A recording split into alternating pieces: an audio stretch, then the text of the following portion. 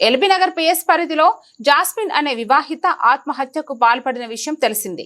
కాగా మృతురాలి తండ్రి ఈ ఘటనపై అనుమానం వ్యక్తం చేశారు. తన కూతురుని అల్లుడు రాజశేఖర్ చిత్రహింసలకు గురి చేశాడని, పెద్దల సమక్షంలో పంచాయతీ పెట్టి తిరిగి పంపించామన్నారు. అతడి కుటుంబ సభ్యులు తమ కూతురు మెడకు వైర్తో ఉరి వేసి హత్య చేశారని, మెడపై కమిలిపోయిన గుర్తులు ఉన్నాయని వాపోయారు. విచారణ జరిపి తమకు న్యాయం చేయాలని కోరారు. మీడియా మిత్రులకు నమస్కారము. మా అమ్మాయిని 2021 సెప్టెంబర్ 1వ తారీఖు నాడు ఘనంగా వివాహం రాజశేఖర్ గారితో వివాహం జరిపించి పంపించడం జరిగింది. వివాహం తదనంతరం ఒక 4 నెలలో 3 నెలలు మంచిగా ఉన్నారు. ఆ తర్వాత నుంచి అనేకమైనటువంటి గొడవలు, తర్వాత ప్రతిసారి డబ్బులు అడగటం, నేను డబ్బులు పంపించడం ఆధారాలు కూడా ఉన్నాయి నా దగ్గర. కానీ తర్వాత మొన్న జూన్లో పెద్ద మనుషుల సమక్షంలో 4-5 సార్లు పంచాయతీ మా యూనియన్, మా ఉపాధ్యాయ సంఘం మిత్రులు పెద్దలందరూ కూర్చొని వాళ్ళ తరపు నుంచి పెద్ద మనుషులు వచ్చారు. ఆ పెద్ద మనుషుల సమక్షంలో కూర్చొని పరిష్కరించడం జరిగింది. 4-5 సార్లు కూర్చున్నాము. తర్వాత వాళ్ళు బతిమిలాడి భంగపడి నా కాలేలు పట్టుకొని ప్రాధేయపడి తీసుకెళ్లారు. ఆ తర్వాత మళ్ళీ సెప్టెంబర్ 17, 2024 తారీఖున అంతే కదా 24వ సంవత్సరంలో సెప్టెంబర్ 17, 24వ సంవత్సరం 2024 సంవత్సరంలో మళ్ళొకసారి గొడవ జరిగింది. ఆ అమ్మాయి ఇంటికి రావడం, అమ్మాయిని కొట్టడం కూడా జరిగింది. ఆ గాయాలతో వచ్చింది. ఆ గాయాలు కూడా నా దగ్గర ఇప్పుడు నా ఫోన్లో ఉన్నాయి. దాంతో చేసేది ఏం లేక మేము ఖమ్మం మహిళా పోలీస్ స్టేషన్లో కేసు నమోదు చేయడం జరిగింది.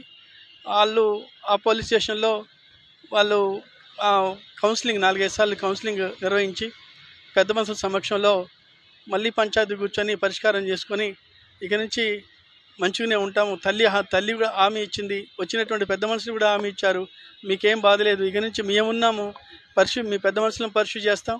అదేవిధంగా వాళ్ళ అత్తయ్య గారు మా అమ్మాయి వాళ్ళ అత్తగారు కూడా పర్ష్యూ చేస్తాను, ఇకేమి లేదు అని చెప్పేసి బతిమిలాడి భంగపడి మళ్ళీ తీసుకెళ్ళి మా అమ్మాయిని నానా హింస పెడుతూ మొన్న ఈ మధ్య కాలంలో డబ్బులు కావాలంటే మన పోయిన మంగళవారం అంటే 6వ తారీఖు మంగళవారం 6 మే 2025న నేను డబ్బులు కావాలంటే 25,000 కూడా వేయటం జరిగింది.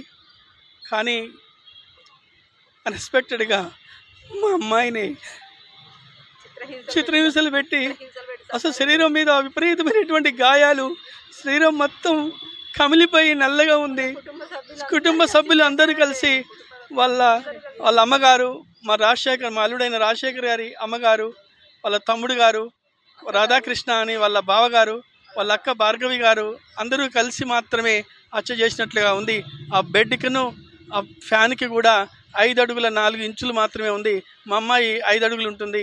4 ఇంచులలో ఎలా జరుగుతుందో నాకు అర్థం కావట్లేదు. ఇది ఖచ్చితంగా ఇది వాళ్ళు చేసినటువంటి పని, హత్య చేసినటువంటి పనిగా నేను భావిస్తున్నా.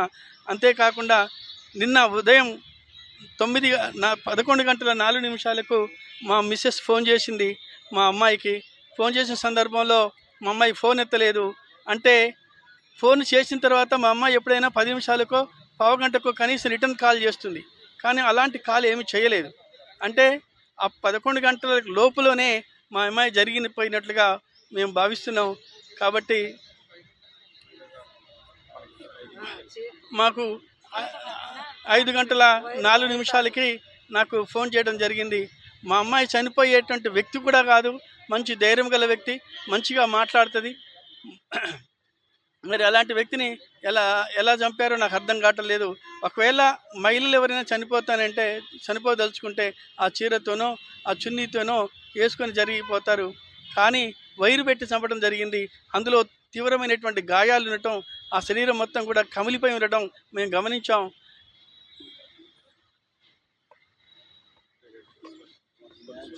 ఇదని పోలీస్ వాళ్ళకి కూడా కంప్లైంట్ చేసాం.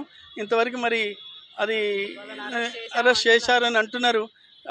ఆ తల్లిను కొడుకుని అరెస్ట్ చేశామంటున్నారు. కానీ వాళ్ళు ఇంతవరకు మాకైతే చూపించలేదు.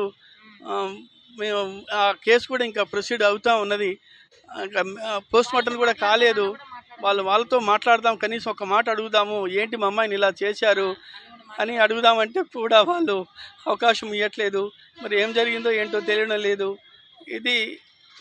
ఇది సార్ జరిగినటువంటి తగు విచారణ చేసి దయచేసి మాకు న్యాయం, నాకు 2 ఆడపిల్లలు, నాకు న్యాయం చేయగలదని కోరుతున్నాను సార్.